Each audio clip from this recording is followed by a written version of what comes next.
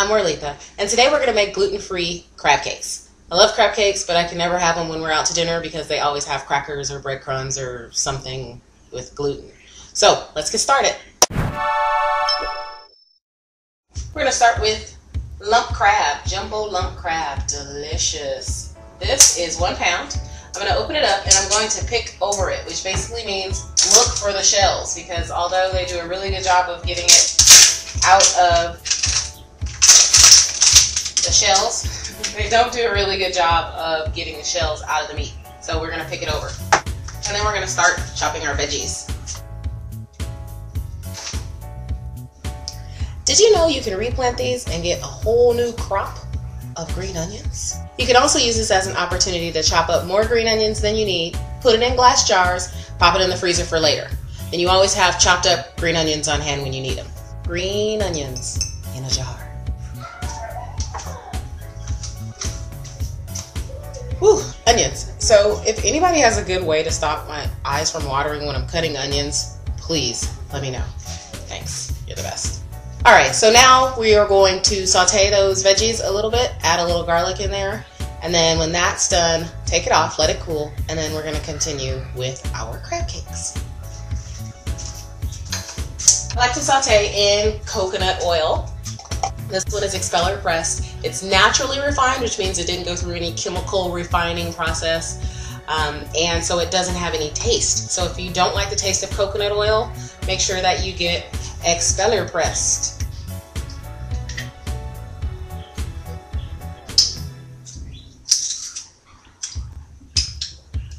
I'm a big fan of kitchen gadgets if they make your life easier. Not just because they're cool, but they make your life easier. Personally, I don't like cutting up garlic, and I really don't want to smell like garlic. So, garlic press, way to go. Toss my other veggies in there.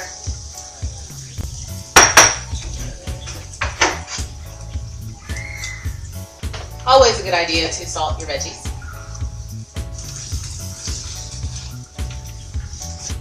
And I'm going to put the crab meat in a bigger bowl.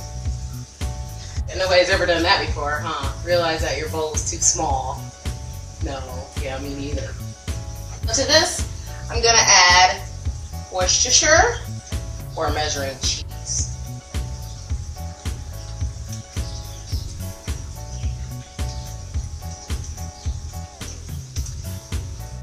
A little Old Bay.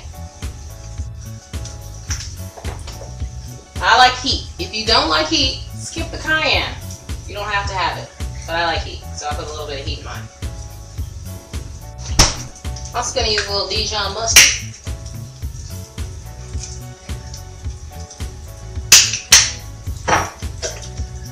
And if you saw my other videos, you know that I made mayonnaise in about a minute. But since I already had it made, I'm going to use that in my crab cakes.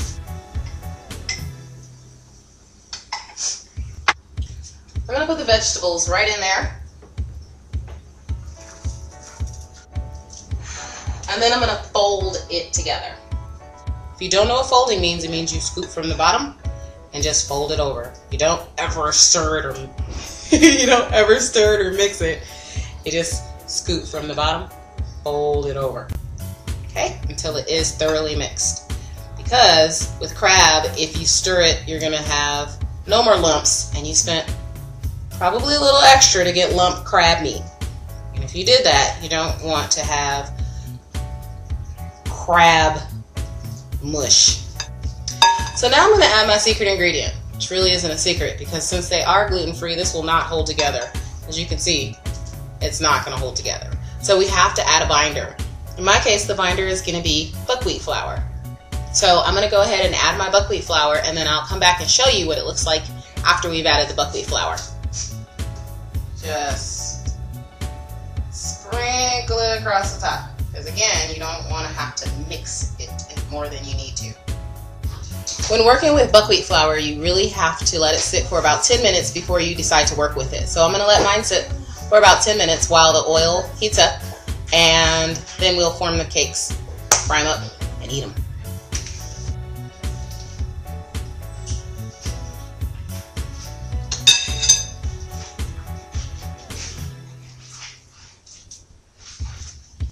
So I want you to see this does hold together a lot better now. Before it didn't. And now we wait.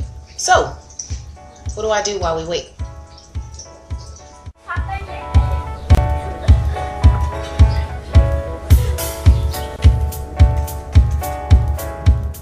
So that's it. Hope you enjoyed this recipe. If you did, be sure to give it a thumbs up, subscribe below, and do share it. Thanks, and be well. Let me turn off Words with Friends. 1 minute.